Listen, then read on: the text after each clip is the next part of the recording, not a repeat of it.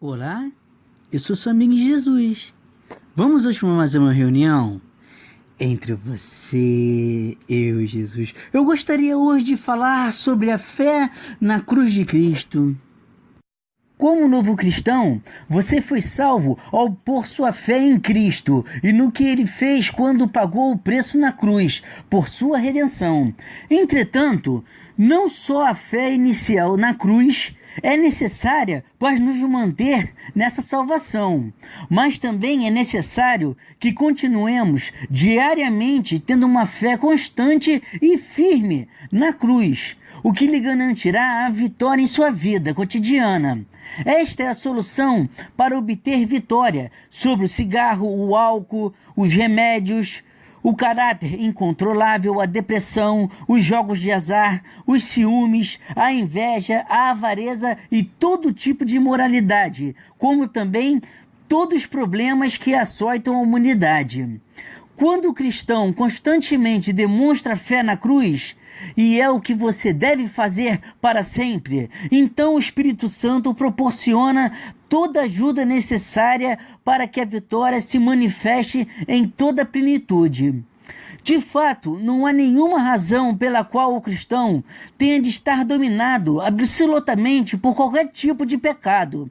Se for demonstrada a fé na cruz, o Espírito Santo sempre garantirá a vitória ao cristão. A chave é a cruz, porque é por meio da cruz que o Espírito Santo opera.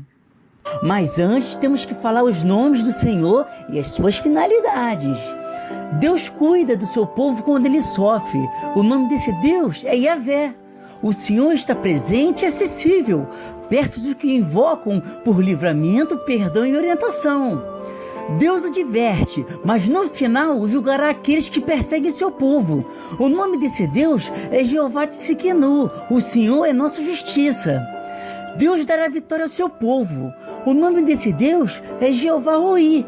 O Senhor é nosso pastor. No capítulo 10 de João, do versículo 10 ao 11, diz assim: o ladrão não vem senão a roubar, a matar e a destruir. E eu vim para que tenham vida, e a tenham com abundância. Eu sou o bom pastor dá sua vida pelas ovelhas. Em toda a Bíblia, nunca houve algum relato que Deus perdeu alguma batalha. É só ter fé e o mundo espiritual começará a se movimentar. O nome desse Deus é Jeová Sabaote, o Senhor dos Exércitos, também conhecido como General dos Generais. Fiel povo de Deus herdará o seu reino em sua totalidade. O nome desse Deus é Jeová Maquidesh, Senhor que santifica e nos torna santos. E será desta forma que poderemos herdar o reino dos céus. Administrar o tempo para Deus. Em Eclesiastes, capítulo 3, versículo 17, diz assim: eu disse no meu coração, Deus julgará o justo e o ímpio, porque há um tempo para todo propósito e para toda obra. Este versículo diz a respeito de dois julgamentos: o tribunal de Cristo e o julgamento do grande trono branco de Deus. No primeiro julgamento, somente os cristãos estarão presentes e serão julgados somente pelas suas ações e motivações na terra, e não por seus pecados que foram julgados no Calvário. No segundo julgamento, somente os incrédulos estarão lá. Os dois, em épocas diferentes, incluirão todas as pessoas. O poder da oração de um justo. No livro de Tiago, capítulo 5, versículo 16, diz assim: confessai as vossas culpas uns aos outros, e orai uns pelos outros, para que sareis. A oração feita por um justo pode muito em seus efeitos. A hermenêutica do justo. Baseado na hermenêutica, o justo, com referência aos seres humanos, pode significar um estado de inocência, um atuar conforme a lei e estar em comunhão com Deus. Este último significado Paulo desenvolve especialmente em Gálatas e Romanos. Por meio de Cristo, Deus considera justo perante ele os pecadores que creram. Esse tema também é desenvolvido em Isaías, onde a justiça de Deus se manifesta na sua ação salvadora a favor do seu povo. As citações sobre o justo. No livro de Gênesis, capítulo 6, do versículo 8 ao 9, diz assim: Noé, porém, achou graça aos olhos do Senhor. Noé era homem justo e perfeito em suas gerações. Noé andava com Deus. No livro de Salmos, capítulo 5, do versículo 11 ao 12, diz assim: Porém, alegre-se em todos os que confiam em ti, exultem eternamente, porquanto tu os defende. E em ti se gloriem os que amam teu nome, pois tu, Senhor, abençoarás ao justo, circundará da tua benevolência como de um escudo. Salmos, capítulo 11, versículo 5. O Senhor prova o justo, porém ao ímpio e ao que ama a violência, odeia a sua alma. Em Salmos 37, capítulo 21. O ímpio toma emprestado e não paga, mas o justo se compadece e dá. Salmos 37, versículo 25. Fui moço e agora sou velho, mas nunca vi desamparado o justo, nem a sua semente a mendigar o pão. Salmos 37, versículo 29. Os justos herdarão a terra e habitarão nela para sempre. A comunhão com Deus. No livro de Gênesis, capítulo 2, versículo 15, diz assim: E tomou o Senhor Deus o homem e o pôs no jardim do Éden, para lavrar e o guardar. Em Romanos, capítulo 1, versículo 17: Porque nele se descobre a justiça de Deus de fé em fé, como está escrito: Mas o justo viverá pela fé. Em Romanos, capítulo 3, versículo 25 ao 26, diz assim: Deus o ofereceu como sacrifício para perdoar mediante a fé pelo seu sangue, demonstrando a sua justiça. Em sua tolerância havia deixado impunes os pecados anteriormente cometidos, mas no presente demonstrou a sua justiça, a fim de ser justo e justificador daquele que tem fé em Jesus. O pedido de um justo. Em Filemão, no capítulo 1, do versículo 8 ao 10, diz assim: Por isso, mesmo tendo em Cristo plena liberdade para mandar que você cumpra o seu dever, prefiro fazer um apelo com base no amor. Na citação com base no amor, aqui revela a maneira como o apóstolo Paulo conduz e a todo cristão quanto a isso. Eu, Paulo, já velho e agora também prisioneiro de Cristo Jesus, apelo em favor de meu filho Onésimo, que gerei enquanto estava preso. Ei, meu filho Onésimo, essa é a primeira vez que o nome desse homem é mencionado, embora ele seja o motivo da carta. Sendo ele propriedade de Filemão, tinha fugido do seu dono para Roma numa distância de 1.500 quilômetros. E esse era um crime muito sério. Depois de chegar em Roma, esse escravo fugitivo, Onésimo, havia entrado em contato com Paulo, tendo entregado seu coração a Cristo. Em Filemão, no primeiro capítulo, do versículo 11 ao 14, diz assim: Ele antes era inútil, mas agora é útil, tanto para você quanto para mim. Porque não conhecia o Senhor, Onésimo não havia prestado um bom serviço a Filemão. Aqui neste versículo 11, apresenta o que só Cristo pode fazer: o inútil se tornar útil. Mandou-o de volta a você como se fosse o próprio coração. Onésimo estava voltando para casa e de fato entregando-se, que é o que deveria fazer uma vez aceitado Jesus Cristo. A súplica de Paulo feita a Filemão, que recebe de volta o seu antigo inútil e agora recebe o novo homem útil, na expressão como o seu próprio coração, é o mesmo como se fosse como meu filho. Deus deseja que desfrutemos do nosso trabalho. Em Eclesiastes, capítulo 3, versículo 13, diz assim: E também que todo homem coma beba e goze do bem de todo o seu trabalho. Isto é um dom de Deus. Comer, beber, trabalhar e desfrutar disso indica que o trabalho legítimo é obrigação do homem, mas não é o fim e nem o propósito de sua existência. A fé. Em Romanos 6, capítulo 6, versículo 6, diz assim: pois sabemos que o nosso velho homem foi crucificado com ele, para que o corpo do pecado seja destruído, e não mais sejamos escravos do pecado, pois quem morreu foi justificado do pecado. Ora, se morremos com Cristo, cremos que também com ele viveremos. Em Romanos 6, versículo 11, diz assim: da mesma forma, considerem-se mortos para o pecado, mas vivos para Deus em Cristo Jesus. Os frutos do Espírito.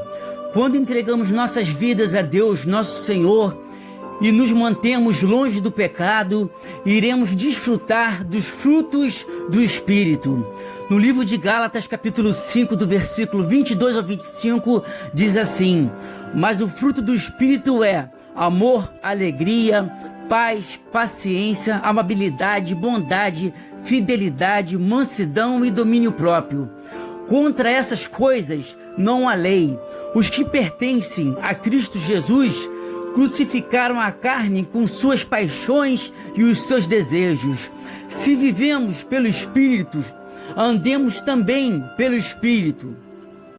As obras da carne.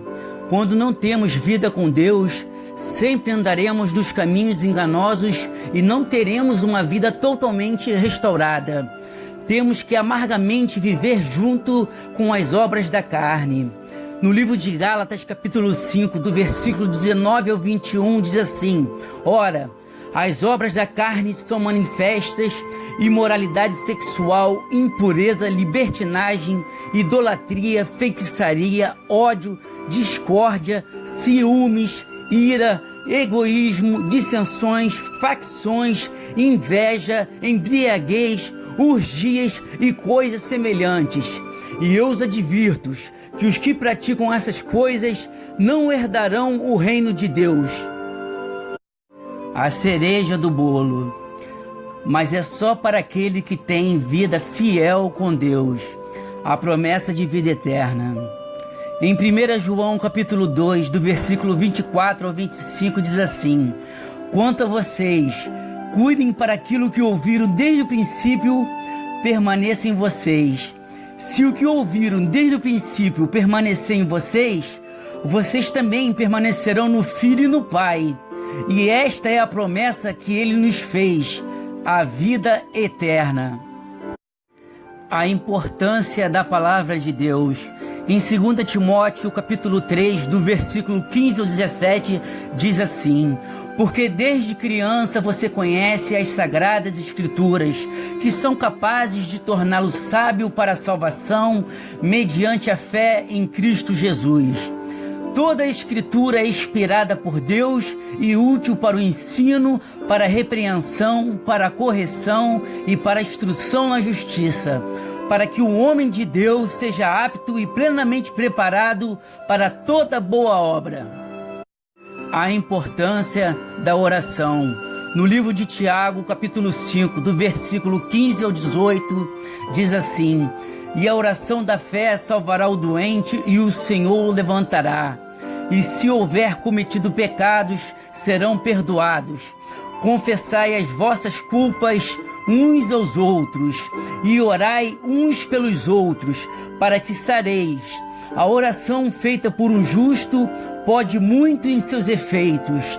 Elias era homem sujeito às mesmas paixões que nós, e orando pediu que não chovesse por 3 anos e 6 meses, e não choveu sobre a terra. E orou outra vez, e o céu deu chuva, e a terra produziu o seu fruto. A oração da fé é simplesmente o fato de Deus ouvir a oração e responder. E na parte, a oração da fé salvará o doente, revela a cruz sendo o meio de tudo, e é o Espírito Santo que efetua isso. A cláusula incondicional, se houver cometido pecados, torna claro que nem toda enfermidade é resultado do pecado, embora alguns sem dúvidas sejam. Sendo o caso, o Senhor tanto curará como perdoará com base na fé. No versículo citado, sobre o grande profeta Elias, que foi arrebatado em vida por Deus, numa carruagem de fogo e que está sujeito às mesmas paixões, foi dito desta maneira sobre Elias pelo Espírito Santo, para que saibamos o que está ao alcance de Elias também está ao nosso alcance. Na parte em que Elias ora para que não chovesse por 3 anos e 6 meses, nos mostra o poder da oração, mas se orarmos segundo a vontade de Deus.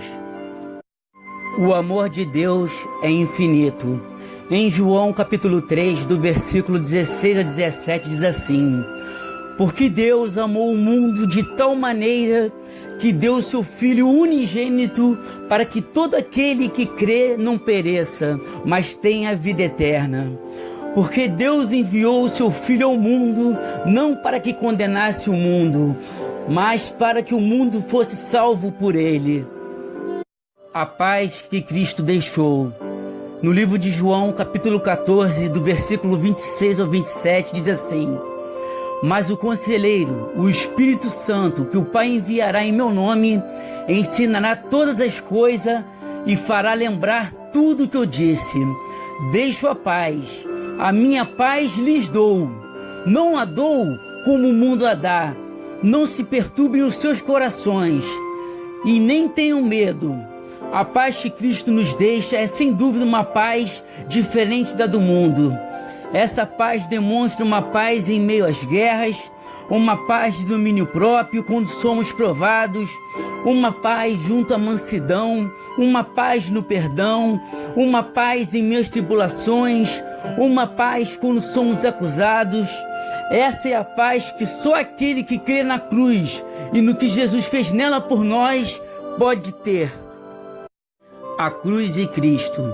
Hoje só é possível obtermos respostas de Deus e até mesmo enfrentar tribulações com a vitória garantida quando depositamos toda a nossa fé em Cristo e no que Ele fez por nós na cruz, na qual, para nos justificar, Jesus pagou um alto preço com seu sangue carmesim, nos lavando de todos os nossos pecados. E Cristo, que é a fonte de onde obtemos o perdão das feridas de nossas almas e a restauração por completa de todas as áreas de nossas vidas para os corações verdadeiramente arrependidos. Um ponto de fé e de esperança para a sua vida. Em 1 Coríntios capítulo 2, versículo 9, diz assim: mas como está escrito, as coisas que o olho não viu e o ouvido não ouviu e não subiram ao coração do homem, são as que Deus preparou para os que o amam. A importância do ID. No livro de Marcos, capítulo 16, do versículo 15 ao 16, diz assim: e disse Jesus: ide por todo o mundo, pregai o evangelho a toda criatura. Quem crê e for batizado será salvo, mas quem não crer será condenado. Neste capítulo de 2 Timóteo, Paulo encoraja os cristãos sobre a oportunidade de pregar em qualquer ocasião, ou seja, oportuna ou inoportuna. Em 2 Timóteo, capítulo 4, versículo 2, diz assim: pregue a palavra, esteja preparado a tempo e fora de tempo. Repreenda, corrija, exorte com toda paciência e doutrina. O porquê de jejuar. No livro de Marcos, capítulo 9, do versículo 25 ao 29, diz assim: quando Jesus viu que uma multidão estava se ajuntando, repreendeu o espírito imundo, dizendo: espírito mudo e surdo, eu ordeno que o deixe e nunca mais entre nele. O espírito gritou, agitou-o violentamente e saiu. O menino ficou como morto, a ponto de muitos dizerem: ele morreu. Mas Jesus tomou pela mão e o levantou, e ele ficou em pé. Depois de Jesus ter entrado em casa, seus discípulos lhe perguntaram em particular: por que não conseguimos expulsá-lo? Ele respondeu: essa espécie só sai pela oração e pelo jejum. Entendimento eclesiástico: para que a nossa fé não morra. Apesar de muitas das vezes no templo praticarmos o ato da boa vizinhança e querermos agradar ao pastor ou ao padre, temos que ter a convicção de que o cordão umbilical deve estar somente ligado na cruz e no que Jesus fez nela por nós. Muitos cristãos se perderam no meio da caminhada por causas que certamente Deus não foi e nunca será o culpado. As pessoas se baseiam nos pecados do homem, que já tem a sua tendência pecaminosa, e praticam seus pecados ocultos, onde Deus não coabita em meio desta situação.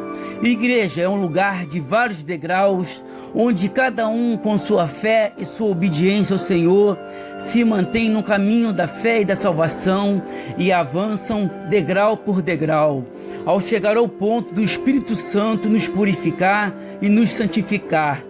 Então não devemos nos decepcionar e nem permitir que isto nos afaste do amor de Cristo. Voto de fé. Quero agora te convidar a fazer um voto de fé em 4 etapas e veremos como Deus nos ama e é misericordioso. Na primeira etapa, devemos sempre confiar em Deus no que fará ou no que pode fazer. Isso se chama fé e é através dela que poderemos ser salvos. Em Mateus capítulo 26, versículo 41 diz assim: Vigiai e orai, para que não entreis em tentação. Na verdade, o espírito está pronto, mas a carne é fraca. Devemos diariamente ler a palavra, pois é através dela que alimentaremos a nossa fé. Na segunda etapa, nosso Deus é um Deus ciumento. Não pode haver idolatria. E ela pode acontecer de várias formas diferentes. Pelo simples fato de ficar o dia inteiro em redes sociais e não sabermos administrar o tempo para Deus, é um exemplo, entre outros, de idolatria. Na terceira etapa, devemos aceitar a conversão, onde o velho homem morrerá e nasceremos de novo como filhos de Deus através do batismo. E o nosso nome estará escrito no livro da vida, de onde prestaremos contas no dia do juízo final. Então agora o pecado não habita mais em nós, e sim o Espírito Santo. E já sabendo que temos a tendência à natureza pecaminosa, devemos ir para o joelho dobrado e pedir perdão ao Senhor. Sabemos que no início pode parecer difícil, mas ao perseverar e começarmos a ter experiências com Deus, te garanto que nunca mais nos afastaremos dos caminhos do Senhor. Em Romanos, no capítulo 8, versículo 35, diz assim: Quem nos separará do amor de Cristo? Será tribulação? Ou angústia? Ou a perseguição? Ou a fome? Ou a nudez, ou perigo, ou espada? Na quarta etapa, se diz sobre a importância de jejuar. Ela pode ser de diversas formas diferentes, não apenas ficar um dia sem comer, porque entendemos que muitas pessoas, por questões de saúde, não podem assumir este tipo de compromisso. Mas podemos, por exemplo, ficar sem acessar redes sociais, deixar de fazer algo que gostemos. Isso também é uma forma de jejuar. Quero agora orar pela sua vida. Abaixe sua cabeça, feche seus olhos, coloque sua mão no seu coração. Permita agora que o Espírito Santo possa visitar o seu coração.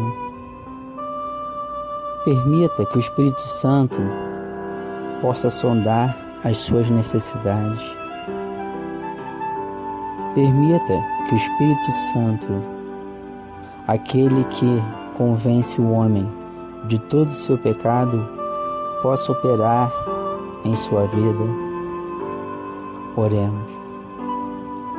Pai amado, Pai querido, é na Tua santa presença, meu Senhor, que nos prostramos, meu Pai, diante dos Teus pés, diante da cruz, te pedindo, meu Pai, libertação, Senhor.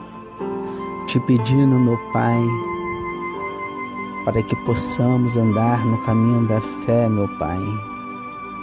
Que o Senhor jogue nossos pecados, meu Pai, no mar do esquecimento, Senhor. Que a cada dia, meu Pai, a nossa fé esteja cada vez mais firme. Oh Deus amado, Deus querido, quantas pessoas, meu Pai, que ouvem essa mensagem, Senhor, se encontram, meu Pai, nas obras das carnes, se encontram pessoas enganadas, encontram pessoas, meu Pai, dependentes de Ti, meu Pai, mas não tem força de chegar até Ti, Senhor. Oh Deus amado, Deus querido, que essa oportunidade de hoje, meu Pai, seja o gatilho, Senhor, para aquelas pessoas, meu Pai, que estão sofrendo, Senhor, que estão perecendo nesse mundo, Senhor. Possa hoje, meu Pai, aceitar o Senhor como nosso Salvador, meu Deus. E a vida dela, meu Pai, será restaurada por completa. E ela terá, meu Pai, uma vida, meu Pai, completa na Tua presença, Senhor. Oh Deus amado, Deus querido, eu me lembro, Senhor, que quando, meu Pai, Tomé duvidou, meu Pai, da Sua aparição, da Sua ressurreição, Senhor. Ele dizia que queria ver os buracos na mão do Senhor, que ele queria ver as marcas, meu Pai, da crucificação.